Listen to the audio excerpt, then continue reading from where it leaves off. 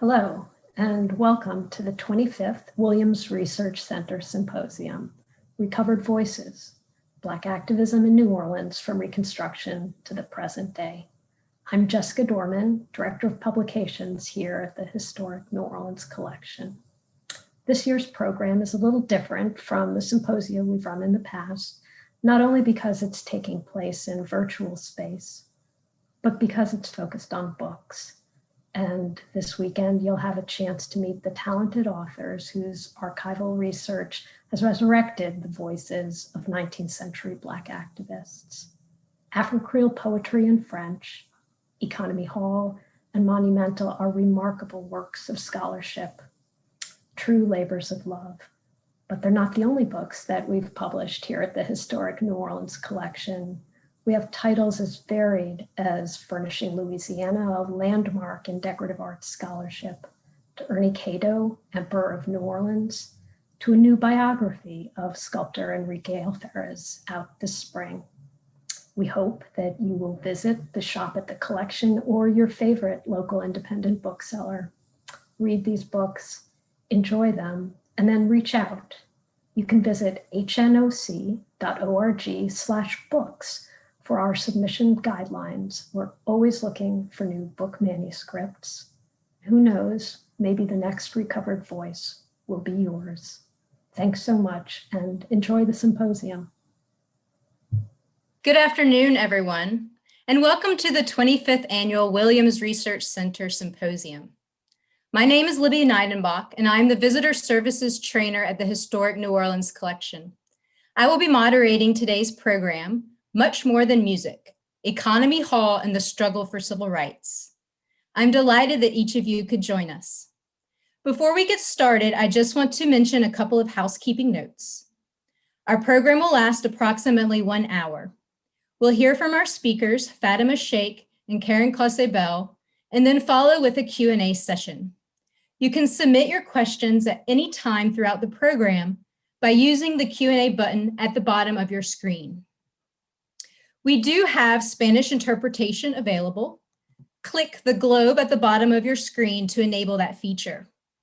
And finally, we have a very brief survey that will pop up on your screen at the end of the session. We would appreciate it if you could fill that out. I am very excited to introduce our session today as the topic is near and dear to my academic heart. You may be familiar with Economy Hall from the name of the Jazz Fest tent that showcases traditional New Orleans jazz.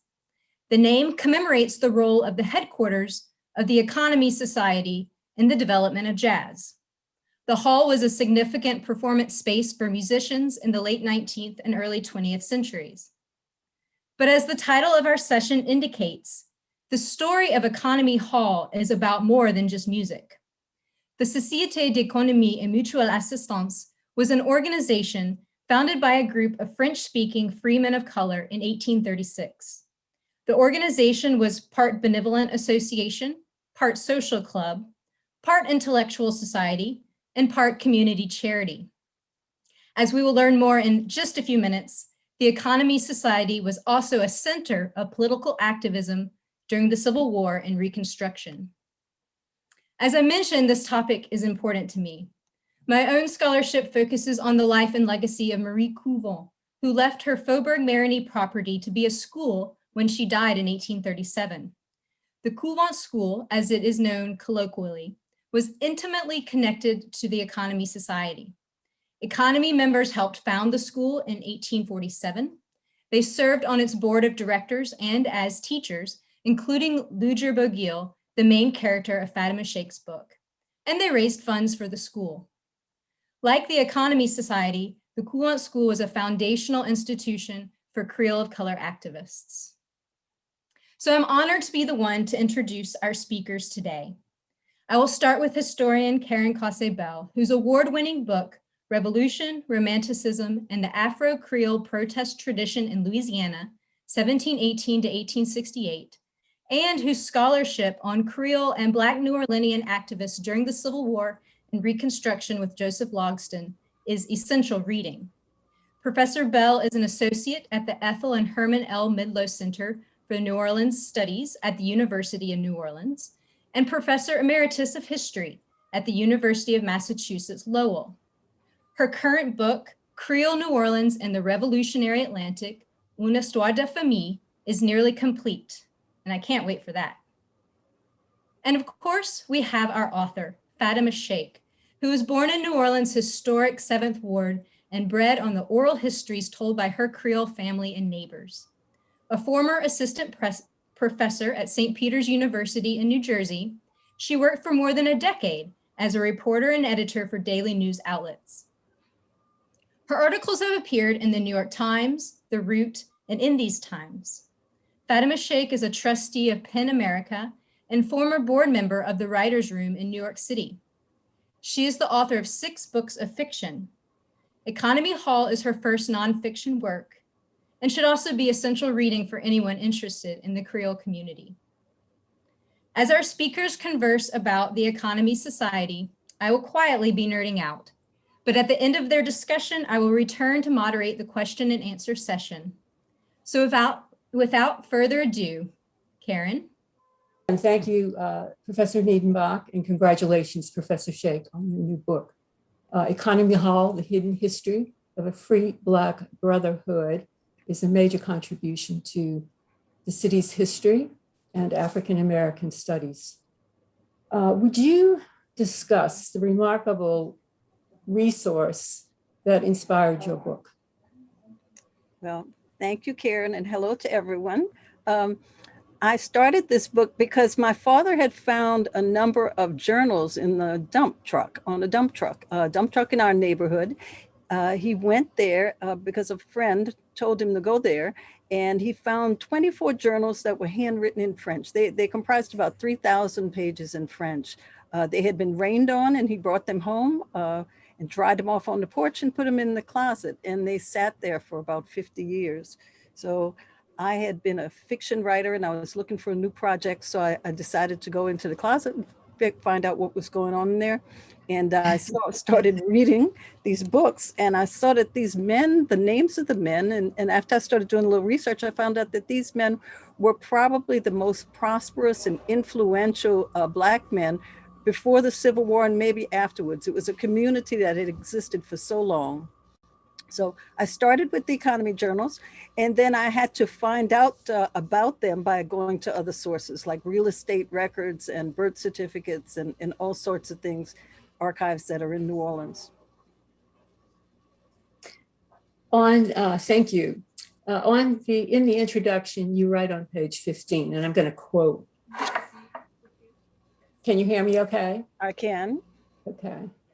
Quote, in general, white historians did not concern themselves with the fates of Africans, and the primary sources held in most archives were inaccessible to Blacks.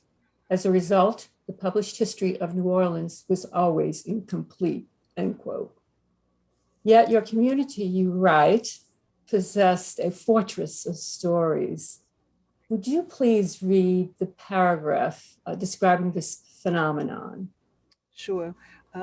My community actively maintained a fortress of stories. I grew up learning history on porch steps, in corner groceries, during baptism breakfasts, and especially at the dinner table. At some point in every gathering, family members and friends would bring up their disappeared and deceased relatives, then launch into their history. Each spoke of the past with the passion of a man wrongfully accused of a crime who repeats over and over his account of the moment that proves his innocence. People from our community said their families were once rich, participated in government, fought in the Battle of New Orleans, and appealed to President Lincoln for their rights. Ancestors had owned houses and land, traveled to Haiti and France, and lived in Mexico, my relatives claimed. The Creoles were offsprings of white men who loved them as much as Negro children could be loved in the South, people said. They did not add that Creoles were also the products of rape. I nodded and smiled, but I was a skeptic. I thought my family was just trying to give me hope because almost everything I read said that all Negroes were slaves and anyone who mixed with them was inferior. Very interesting. During the Civil War and Reconstruction, Economy Hall became the site of mass meetings of African Americans demanding equal citizenship. One of those meetings occurred in July 1863 after a revered member of the community, Andre Caillou, was killed at Port Hudson on the Mississippi River. He was a United States officer, and he led his Black United States soldiers in that assault on that heavily fortified rebel stronghold there. In the assault, he put himself at the front of his men and charged, and he was killed in that Union attack. Would you describe the meeting in economy, how that followed Caillou's death? So there were a couple of meetings, right? And the first one was held in French. So I want to tell you, like, these journals were written in French up until 1914, and then they were written in French and English till about 1926, and then they were exclusively English. So the first meeting that was actually held after Caillou's death was held in French in Economy Hall. So a number of members of the Economy Society got together, and they were trying to show that they supported Caillou and they supported the Union Army. So they decided to get a flag, an American flag sewn that they would hang on their building. And if you look at some pictures of Economy Hall, you'll see an American flag in front of it. They also decided to start a petition at that time to get the vote. So that was the first meeting. Now that was in June. By November, there was another grand mass meeting that is more well known, and about 600 or 700 people came. And what they did at that point was start the petition, in which about 1,000 men signed, 1,000 free men of color who were property owners in New Orleans. So this was significant because they wanted to show the president, here were people ready to have the vote. They were prepared, they were literate, they had property. Mm-hmm. Yes. I would like to add something to that, Caryn. They did go to Lincoln, and Lincoln met with them. He didn't do much about it. He wrote a letter to Han, who was the governor. But what they did after that is they went to Boston and they met with William Lloyd Garrison, and they met with Frederick Douglass. So so their reach was really influential. They went broadly around the country talking to people. Yes. At the war's end, that civil rights movement accelerated when the Economy Hall threw open its doors to a mock voter registration campaign. In the November 1865 statewide elections, Black Louisianians who had registered to vote participated in a mock election. So it was, at this time, African Americans couldn't vote, but they went ahead anyway and had this voluntary mock election. What resulted from this exercise in democracy? Well, it was an exercise basically to show the power of the Black vote, so that if people got the vote, they would be influential, to show themselves, to show the government that they would be influential. Actually, I got some of the statistics, and at that time, the people that were registered, there were about 15,000 Black voters, which would have comprised about 79% of the Republican electorate, had they all gone Republican. And the New York Times said when they did get the vote, there were about 82,000 Black voters in 1867. So it was a considerable number of people. But at first, they just tried it out to say, well, this is what we can do if we were given the vote. And Yes. Luther Bogiel was actually there as one of the registrars. Mm-hmm. In the official, in the same year, at the same time, in the official whites-only statewide election, so many ex-Confederates won legislative seats that the state assembly became known as the, quote, rebel legislature. At the same time, an ex-Confederate officer was elected mayor of New Orleans, and he filled the police department with returning men who had returned from the Civil War, who had fought as rebel soldiers in the Civil War. So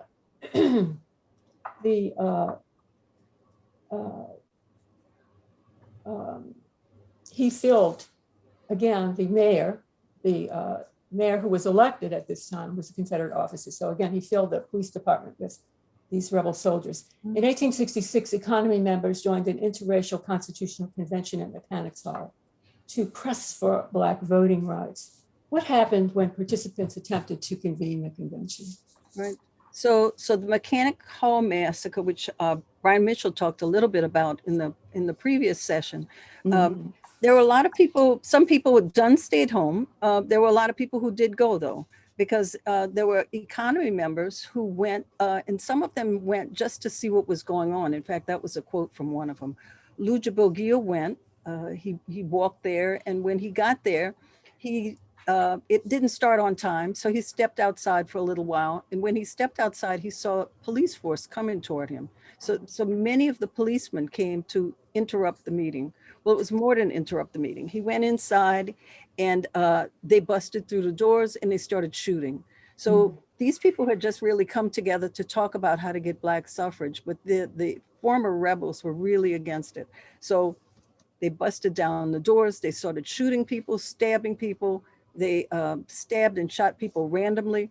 Bogia was in there. I was able to read his words, not in the economy journals, but in a report that was done about, they call it the riot, New Orleans Riot. There's a report done about it. And I was able to read his quotes. And I had seen actually in Caryn's book for the first time was when I read about it. But when I went back to the report, I saw so many people's first person account of what happened. And I saw that several of them were economy members. So Luja Bogia was there. Kapla, a fellow named Kapla was there with his 9-year-old son. Luja Bogia escaped the massacre because he tried to rush out of the door. And as he rushed out of the door, there was a person in front of him, and the person in front of him was grabbed and murdered. So he was able to get out in that way. Kapla was stabbed many times. His son was shot several times. His son was stabbed very many times and died not too long, maybe about a year after that, probably from the suffering from the wounds. But these guys also showed up in the meeting, a few months later to talk about what happened. But one of the things that I think it was Kapla said, was that the floor was slippery with blood. There were so many people that were being murdered at that time. Just because they tried to get the vote. Yes. Yeah, it's estimated that a conservative estimate is that 38 people were killed, and 200 other folks in the surrounding area were killed or injured, or were injured rather, I should say. So I have to say, Caryn, there were people who were randomly, right, like just picked up off the street, like people just went out and just started killing people. So if a Black man was just standing on the street somewhere, somebody might just shoot him or kill him, In fact, one of the things somebody said was there was a fella standing there with his lunch pail, and someone just shot him just because he was there. Another person who was significant in the economy community was Victor Lacroix. His father was not one of the founders. He came about a year later.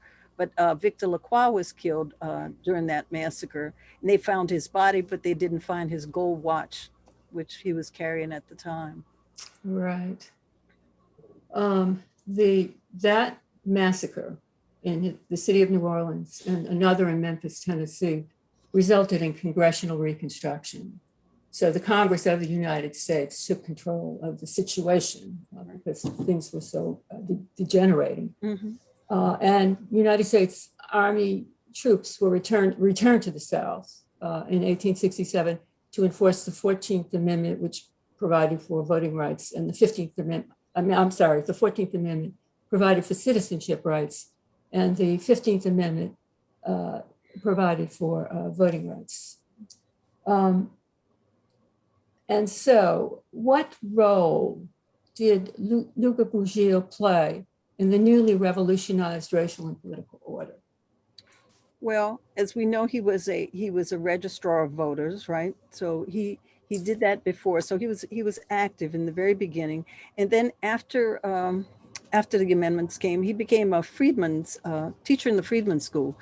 I want you to realize that he had been a teacher in 1840. He had already had his own school. So it was really natural that he and his wife started Friedman schools. She was a principal of one, and he taught in another one. So he was a principal he was a teacher in the Friedman School. He also joined the Friedman's Bureau. He joined the Friedman's Aid Society. And the Friedman's Aid Society was kind of a surprise to me, because You know, we talk about emancipation and how the Freedmen's, the government Freedmen's Bureau came to help people out, right? To help the freedmen out. But what the Freedmen AIDS Bureau started doing was giving them seeds. The government came to help them out, but they weren't giving them tools or seeds or things that they would need to till the land. So the Freedmen's AIDS Society collected privately a lot of money to try to get them the seeds and the things that they needed to farm with. So Bogiel was active in that too. Yeah. It was like the whole family, huh? The whole Bogiel family seemed Yeah, to. the family got involved. Actually, his son became a teacher, you know. So the whole family got involved. He was also, before then, he was, Luja Bogiel was the Grand Marshal of an Emancipation Proclamation Festival in Congo Square. So I think I've seen one or two stories about the Emancipation Proclamation Day, but it was a huge festival, and he was the Grand Marshal. And when people talk about Creoles being separate from Americans, this is true. But around this time, you started seeing Americans from uptown, the Anglo-Americans, Anglo-Blacks, and French-speaking Blacks getting together over a lot of these issues of suffrage and emancipation and education. Right, yeah.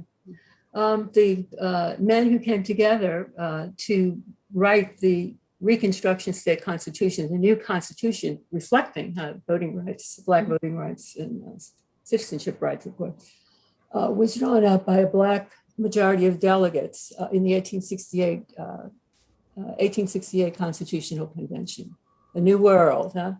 Yeah. So would you describe that new world, the Constitution that they drafted to bring about this new world? Well, the Constitution that they drafted probably was one of the most liberal in the South, because one of the things it did was it gave citizenship to anyone who was in New Orleans at the time. So maybe they had something like 2 weeks or a month, you know, you had to be there. But if you think about that, I mean, if you really think it through, New Orleans was one of the biggest centers for slave auctions. So you just had a lot of people who were there, who had come there to be sold. So to say that anyone who is here, who had been shipped downriver, is now a citizen, that's a huge change in the culture, right? So with that, they also offered suffrage in that Constitution. There was Black suffrage written into that Constitution. And since 1864, they played around with the idea of integrated public education, so which went a lot further than the US Constitution, even, because the US Constitution wasn't looking for integrated education. And the people in New Orleans who had lived around each other for a long time thought that it was about time to do it. Right. So the Constitution that they wrote is considered the most progressive in the South and in the country, really. Wouldn't you agree that? Yeah, I think it was one of the most progressive in the country, because the country was still debating whether children of different races should sit together. In Louisiana, we had already decided that. Yeah, right, yeah. For Louisiana's white supremacists, Reconstruction was an abomination. Paramilitary societies like the Ku Klux Klan launched a, quote, reign of terror in the run-up to the 1868 national election. In that run-up, violent run-up to that election, almost 2,000 Black Louisianians were killed or wounded. So a terrible, turbulent era. In the violence, Economy Hall was attacked. Can you describe what the Vandals did to Economy Hall? Yeah. Well, I found out that the Economy Hall had been vandalized because when I was reading the journals were the minutes of the society's meetings from 1836 to 1935, right? So they were just like the minutes of any meeting. What I saw in the minutes was that we will always remember that terrible day, right? And they gave the date. So what I had to do, they said nothing about what that terrible day was or what happened. So what I had to do was go back into newspapers and find out what happened. What happened, according to the newspapers, was that a group of Democrats, and if you think of it, then the Democrats were the party of the former rebels, had come in and they vandalized the hall. They they broke furniture, they broke fixtures, and they took the voting registration and they tried to destroy all the voting registration records that they had. The amount of damage, which Luigi Boggio was told to get back for them, because Boggio became an alderman, a city alderman. So they told him, well, now you go to City Hall, you go to the city council, which was the alderman, and get our money back, right? Because we need money for these vandals that were allowed to come into here. It was $1,800 worth of damage. And that was $1,800 worth of damage at that time, which was about 6 years worth of salary for the average worker on the plantation.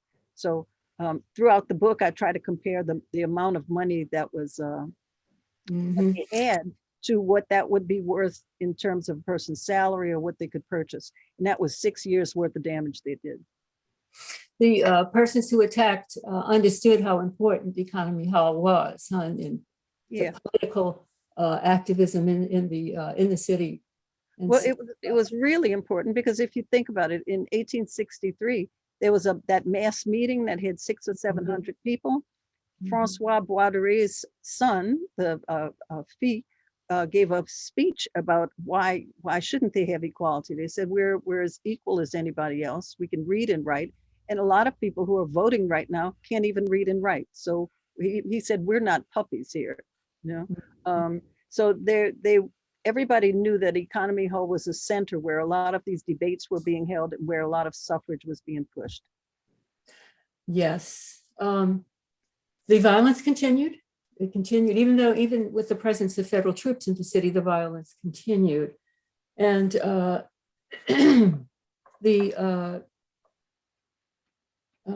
in all of this violence in 1872. Economist and community activist Joseph Sudet was killed. In the burial service, economy members carried cypress branches. Would you read on page 323 the paragraph in which you explain that burial practice, carrying these cypress boughs? Yes, I'm going to put on my glasses now because I definitely need to do that to read this. But this is 323. This is a sort of, they were all really upset when Sudet died because Sudet had come in. Actually, I found out Sudet had been giving money to abolitionist causes even before the Civil War. And Sudet came in, I found that out in one of the newspapers. And Sudet, when he came in, when he was initiated, he said, I have decided to fight prejudice with everything I have, basically, right? So the fact that he was murdered, shot in the back on the wharf, some people said it was an accident, like gang violence, but the people of the economy were really not too sure about that. Boggio wrote to his widow and said, well, it's a terrible accident, but a lot of people had questions. So at his funeral, all of the economy men, whenever there was a funeral, all of the economy men had to participate or they would get kicked out of the organization. They were that close, right? So this is what they did for Sudet. Boggio wrote in the minutes that before the coffin was slid into the tomb, Boggio wrote in the minutes that the men carried branches of the native Louisiana cypress tree as symbols of their organization. It was the hall's construction material. Cypress was plentiful in the swamps just outside of the city, with hunched, sinewy bark and swollen knees coming out of the water. Groves of cypress trees sometimes resembled a gathering of old men. The trees grew tall and spread wide branches. Alligators and snakes met at the base of the old cypress, as did egrets and pelicans. When cypress was polished for furniture, it shone like gold. When it was planked, it swelled and made a tight wall. Like the ancient Romans, the economists carried cypress branches to the burial as symbols of respect, death, and immortality. Boggio wrote about the Sudet funeral that the members silently, regretfully, and fraternally put their cypress branches into the grave as their way of saying goodbye. That is a very beautiful writing. Really, thank you. I tried to write this book. I tried to write this book like a fiction writer would write nonfiction. So because I think I've read so many books and I love history, but I've read so many books of history that were very hard to get through, So I Yeah. tried to make it something people could understand. Yeah, it's beautiful. Thank you. The withdrawal of troops, federal troops, United States troops in 1877, resulted in a coup d'etat in Louisiana that ended the interracial democracy that existed during the Reconstruction era. The devastating Jim Crow era followed with segregation, exclusion, disfranchisement, debt, servitude for the millions of Black Southerners who had been freed. So it was a terrible time and very depressing how you talk about that. Would you comment on the surviving spirit of resistance among economy members? Yeah. Well, the economy had been fighting for equality since the beginning, right? One of the things that, and fighting for their community since the beginning. When they started out, they said that our goal is to help one another, to teach one another, and put out a hand to suffering humanity. So after Reconstruction, after they had tried so hard in Reconstruction and white supremacy came back and took Black voters away from the polls because they were afraid of getting murdered if they went to vote, basically. That one of the things the economy men did is they started marching around with a brass band. They had their American flag, and whenever they had anything that happened, like the same thing that we do right now with Second Lines, a festival or funeral or anything, they would take a brass band and they would march with it, and they'd have the American flag at the front of it. The other thing that they did is they continued to have parties. They had operas and concerts and balls since the very beginning, since 1857, and they continued to have their parties. I think I say in there that they partied desperately because they had to support their community. And in the same way, I mean, this was very familiar to me from when I grew up. People had penny parties and waistline parties and things that you would help your neighbors with. Well, that's what they did then. They had balls with music where people would pay. The musicians would be from the community, the cooks would be from the community, the people who were partying would be from the community. And this community was now broad. It just didn't involve just the downtown French speakers, because during Reconstruction days, they had all gotten together over the vote. So you had people coming in from uptown, you had people coming in from Algiers. Some of their members lived in Mexico and France and Italy. So everybody would come to the parties, and the parties eventually evolved in the kind of music, popular music, that we came to know as jazz. So that's what happened.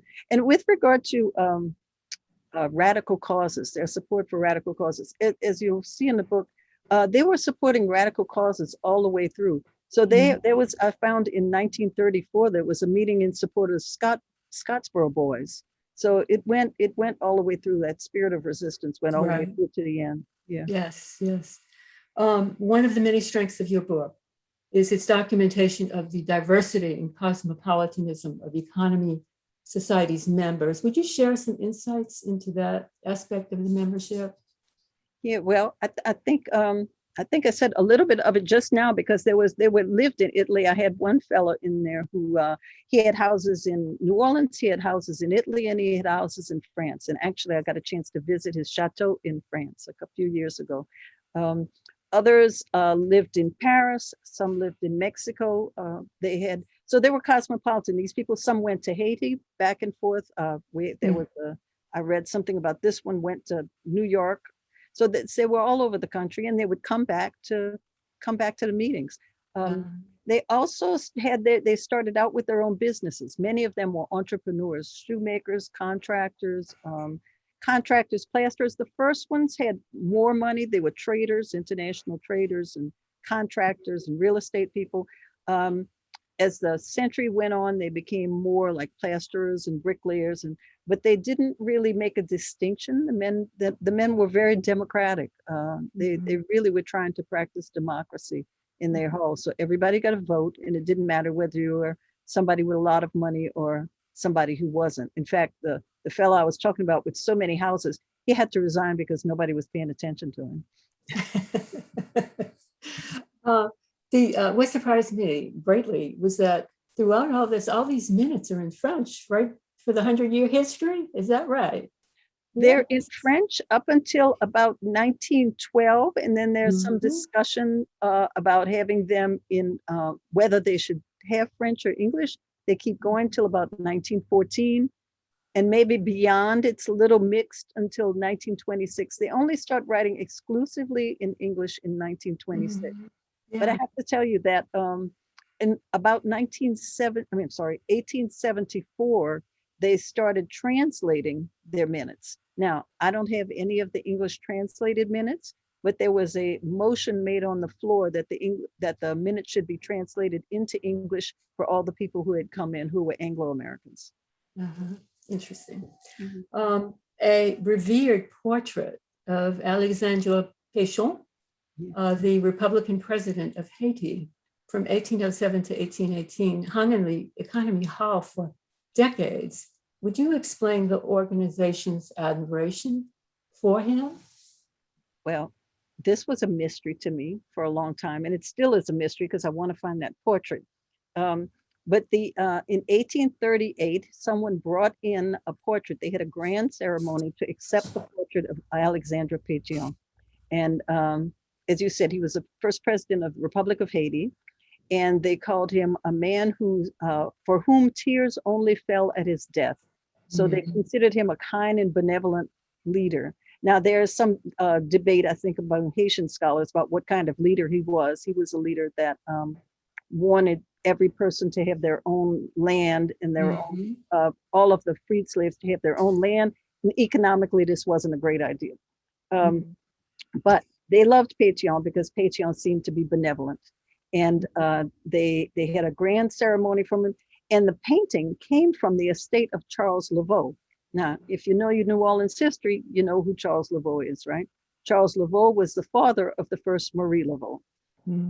If you go to New Orleans at a corner that is Grand Homme et Histoire, great men in history, and I'll let y'all look it up for yourselves where that corner is, give you a little mystery. If you go to that corner, Charles Laveau's house is still there. And there's a marker on that house saying he is the father of Marie Laveau. That is where the first economy meeting was held. That house is still there. I hope you find Alexandre Pétion's portrait. I wish I could. I wish I could. I've looked everywhere. I wondered if it could have been destroyed in an act of vandalism, huh? It may have been. It may have been. They had a portrait of Pétion, and they also had a portrait of Comonfort, who was the president of Mexico, who had invited them to come to Mexico in 1857. Pétion was a radical Republican and a fierce opponent of slavery and supported the abolitionist cause in the hemisphere. And so we hear the economy folks described to as elitist sometimes, and in a couple of instances. And I don't think anybody who really revered Pétion like they did would be very elitist at all. I don't think they were elitist. I think there was some differences between them and the poets, the poet group, because these were professional men. We're talking about 1836. These were professional men. And the person who calls them elitist is Rudolph Desdunes. And Desdunes had written to the economy later on in the century, in the 19th century, asking for their help. So I think Desdunes was a little bit, I don't know. I think he had a few quarrels with them at some point. So he decided to call them totally elitist. I don't think they were elitist. In fact, I think they were very democratic throughout the century and more as it went along. Yeah. And Desdunes was a great fan of Pétion as well. Yeah. He was a great fan. So he translated the book, Pétion 18. Very interesting. Yeah. Oh, thank you. Thank you. Oh, I did want to say one thing about more thing about Pétion. One of the reasons that I was happy to call this book The Hidden History of a Free Black Brotherhood, and because people may say, oh, why don't you call it Creole or something? What Pétion did when he took over in the Republic was to write a constitution that said all of that I'll get to the chase of it. He called all of his citizens Black. He said that they were tired of all of these gradations of color. People, quadroons and mulattoes and all of these gradations that the colonial people had given them. And they were tired of all of that. And from now on, everyone all of their citizens would be called Black. So I thought that as admirers of Pétion, and because this is the way it really was in New Orleans, because you weren't treated in New Orleans as a quadroon or a mulatto, you were treated as a Black free or a Black enslaved, that this was a good title for the book. Is there anything in, in your studies that really surprised you in your work on the book? Yeah, there were a couple of things. The first thing was that I had always read about Black people about Black people in America as being the objects of freedom. People were always emancipating them, freeing them, doing something for them, right? As I read these minutes, I saw they were the activists. They were the people who were creating their own freedom. So that was one thing, and I'll be short with the second thing. The second thing that I found out was when I started looking through, like matching these notes that I had with archives. There's so much information in the archives. I mean, you could go into the notarial archives and just close your eyes and put your hands on a book, from pre-Civil War, and you will see free people of color. And you could put your hands on your book and you'll see slaves named first and last names. So it was surprising to me how much information was there and had not been dealt with. Very good. Well, thank you for your wonderful book. And I see that there are plenty of questions that folks have for you. Good. Okay. Thanks. Yeah. Thank you.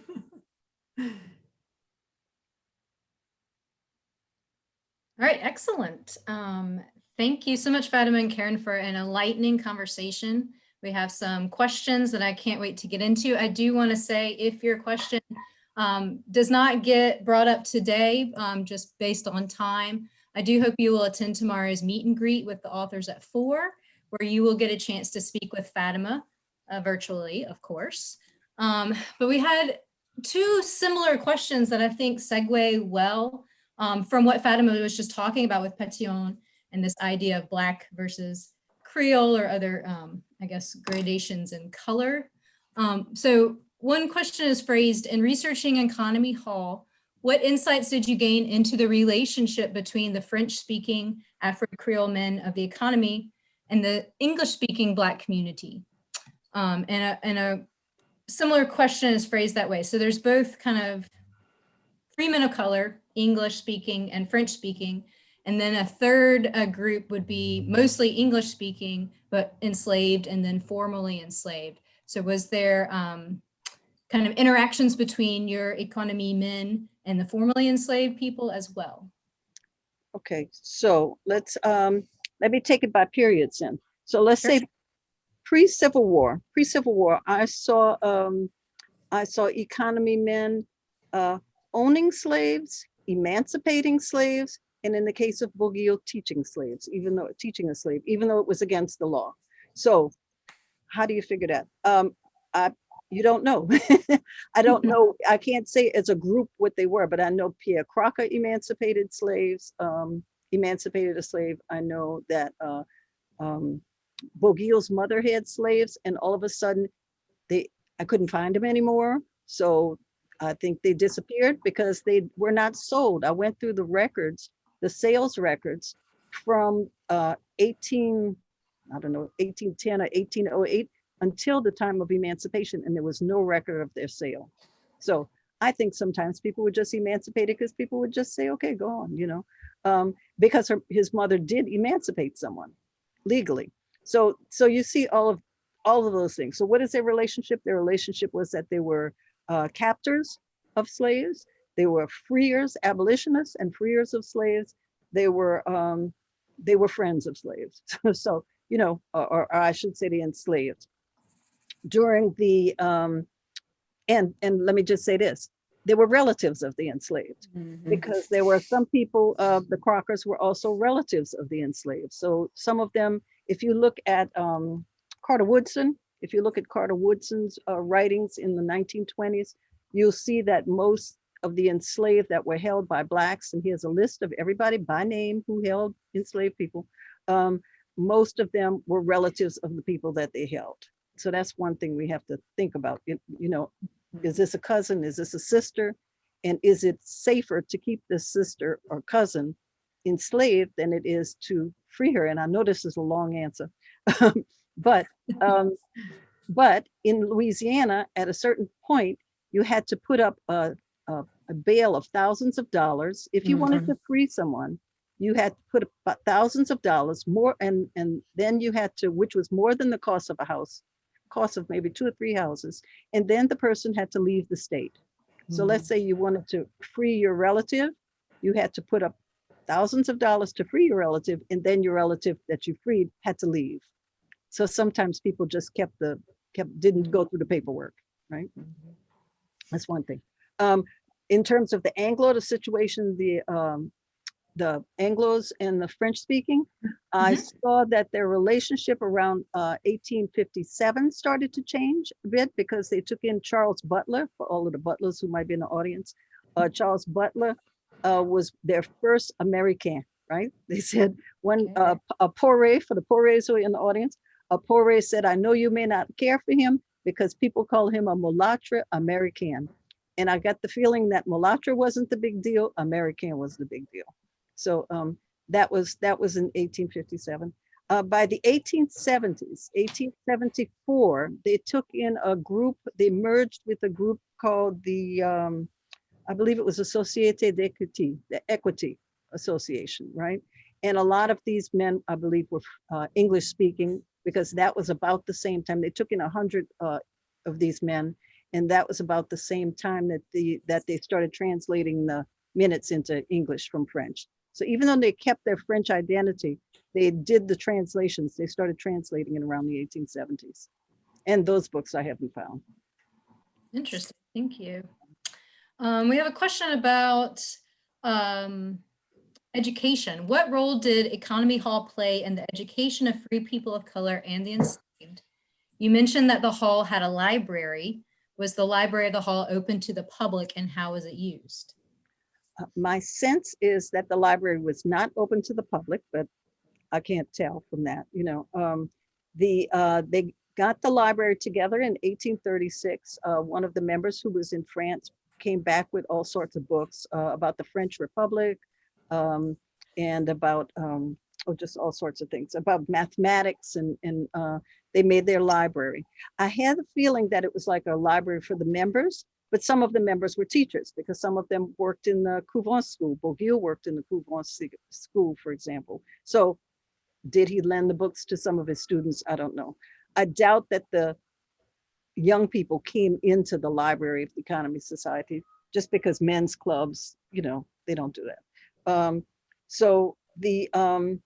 And with regard to the schools, I know they supported the Bayou Road School, they supported the Couvent School, they supported a lot of the schools that were being integrated. Henry Ray sent his son to one of the integrated schools.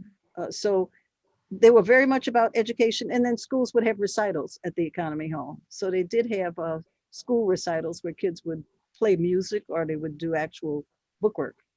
You know, yes, somebody sent me a notice for a recital for Madar Nelson's school held at Economy Hall that exactly I was going to share with you, and I just that's right.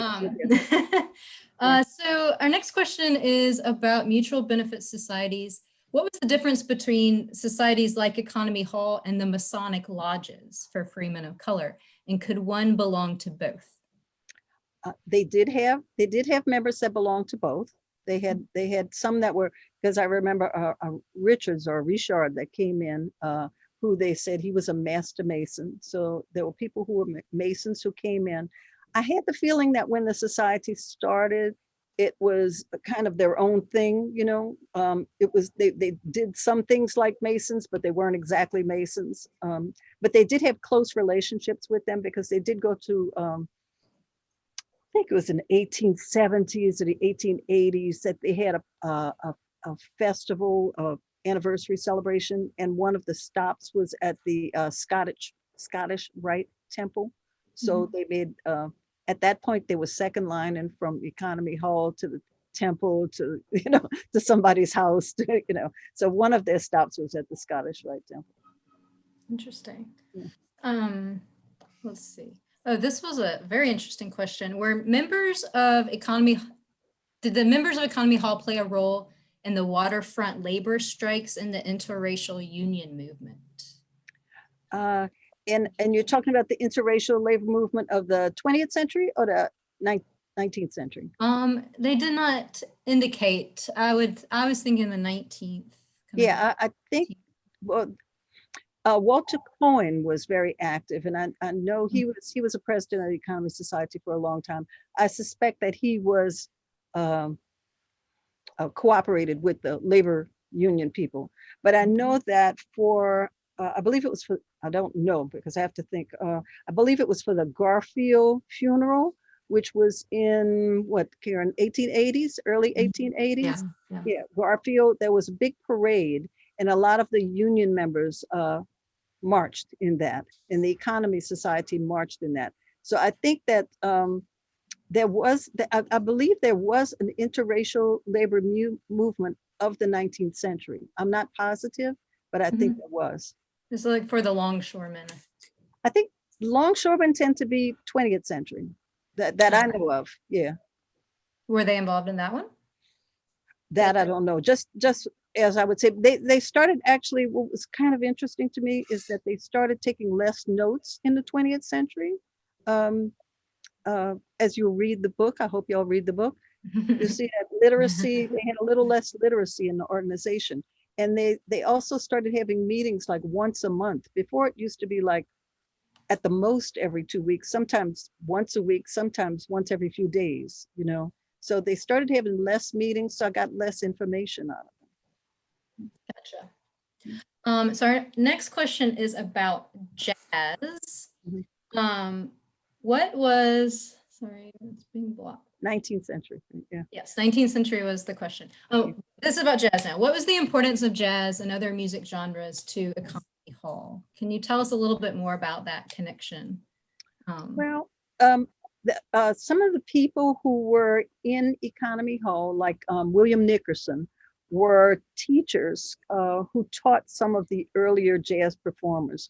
But as Michael White told me, he said that jazz was like the like hip hop is today. I hope I'm quoting him correctly, but it was not the music that the older generation wanted to hear, right? So so you had some of the teachers of the early jazz musicians that were Economy members, and you had the Piron family. Amon Piron his uncle was the president of the Economy, so Piron was in there, and Piron started, playing jazz, but it wasn't really the music that they wanted, let's say, at the very beginning. But then it became popular, just like hip hop has become popular to everybody now, right? We're used to hearing it and we play it. So that was jazz came into Economy Hall as a music that would bring people to the dances, just like everything else. Great. Why did Economy Hall come to a close? I believe, and I don't know this for a fact, I believe that the Economy Hall came to a close, and I believe it came to a close in the 1950s because, well, not, I should say the Economy Society came to a close in the 1950s because around 1945, they had sold off all their properties. I think it came to a close because there were, by that time, Black insurance companies, Black funeral homes, and Black organizations, professional organizations that took care of the things that this society had taken care of. At first, it was sort of like all-encompassing family and community, right? But as time went on, we got professional organizations that took care of that. So I think they came to a close because they just didn't have that kind of association with the community anymore. Good. Real quick one, where was Economy Hall located? Economy Hall was located at 1422-26 Ursuline Street, which right now is the back of the Craig School's play yard. So it's no longer there. It got knocked down during a hurricane. But there is a house right next to it. I believe it's 1428 that still exists, that was owned by the Economy, not necessarily a place they had their meeting. I only saw that they had one meeting in that building, but that is where they were, right there on that street. And they were on that street from 1836, if you count the hall, till the hall stood, till 1965. This one actually kind of, I think, is a clarification question. So you talked about the education, music, of course, the civil rights activism. how else did Economy Hall help its members or citizens? So was it a benevolent society where they had sick benefits or funeral benefits? They did. They had, a person would register their family. The person would come in, register their family. And at the beginning, I didn't get any names of families. When it started going in English, I got names of families, some names of families. But they would register the family. And if the member died, the men would all come to his funeral. They would pay money to his widow. They would bury him. They would march him to the grave. I have not found a society grave, which I would love to find. But I know Pierre Casanov was a funeral home director. So some people like Dunn are buried in the Casanov grave. And, he took care of some of that. Great. What do you feel is the greatest contribution of the Hall to the Black Civil Rights Movement? The greatest. I think the contribution of that hall and of institutions in general is the fact that they exist, and the fact that they exist for a long time. I think that what we need basically are institutions that continue, not that somebody says, oh, we'll fund you for a couple of years, you'll have this nice organization, and then in 5 years it's gone, right? I think that the Economy Society existed, like I said, from 1836 to 1965, and it provided real continuity for a community. People went there to party, they went there to listen to lectures, they went there to meet friends. As you read in the book, you've got people who know each other for generations. That's how people know each other for 3 and 4 and 5 generations. They met at Economy Hall. I have some friends whose grandparents met at Economy Hall. Okay, so I think we might have time for 2 more, but let's do this one. It's kind of big, and I think if Caryn wants to jump in here too, that would be great. Please so do. Violent backlash by white supremacists in the past, especially in Louisiana, is eerily familiar or similar to recent insurrectionist activity at the Capitol. How can we critically look at these events, and what can we take from the past to prevent even further violence in the future? I'm discussing Reconstruction with my students now, and they're aware and wanting to talk about the similarities between then and now. You want me to go, Caryn? I'll talk. Go ahead. No. I think there are a lot of similarities, and I think one of the first things that people can do is make themselves aware of what happened before, so that if they hear certain words or see certain actions, they will know that this is coming down the pike, right? When you hear people being discriminated upon as a group, name calling, if you look at the past, you will see name calling featured very highly, name calling through the prevalent media of the day, right? So Blacks were called all sorts of names, and the newspapers picked up all of these names and made fun of people, especially around 1857. And same thing that you see here, right now. First the name calling, then you see violence, right? Unpunished violence. You see it now, you saw it then. People were getting massacred, killed, nobody was going to jail. No, so you saw that happening. That when you start hearing these things and seeing these things, that something is coming. As they say, you don't have to wait for the train to hit you. You hear the train coming, you can get off the track. So one of the things that people need to do is, when they see that coming, vote responsibly. Understand that prejudice is not acceptable.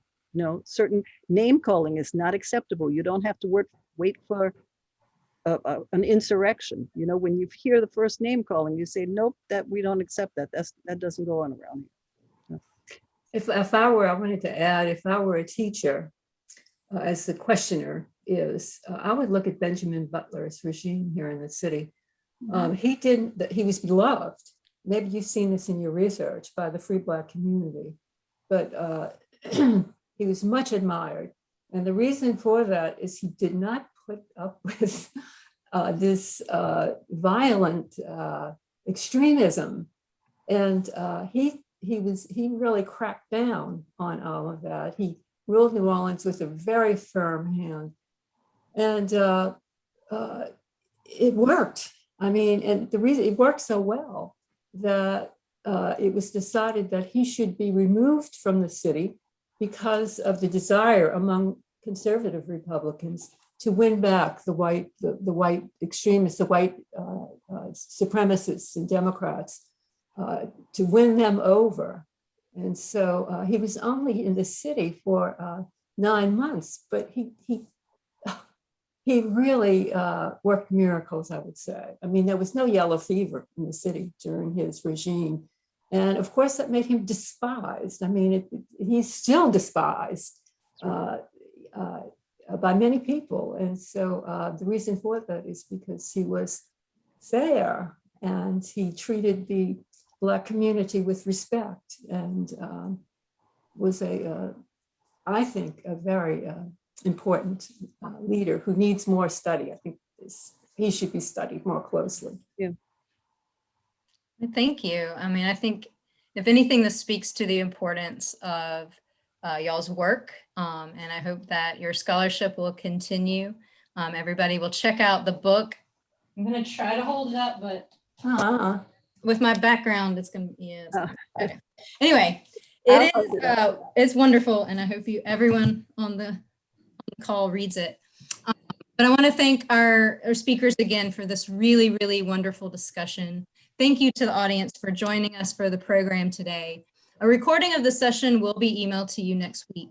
And the symposium continues tomorrow, 2 p.m. Central Time. The session is entitled "The Movement Continues: How 19th Century Activism Paved the Way for the Modern Civil Rights Movement."